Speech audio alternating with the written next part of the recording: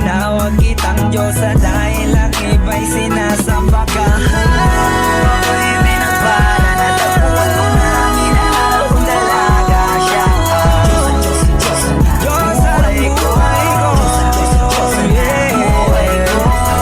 Hindi ako perpekto, pero kaya kong makontento sa taong kayang humawak ng pangako, papahalagahan at iingatan ang pagmamahal ko.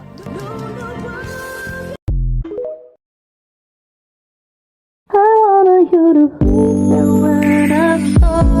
I wanted you to see me through it all. I wanted you to be the one I love. I wanted you.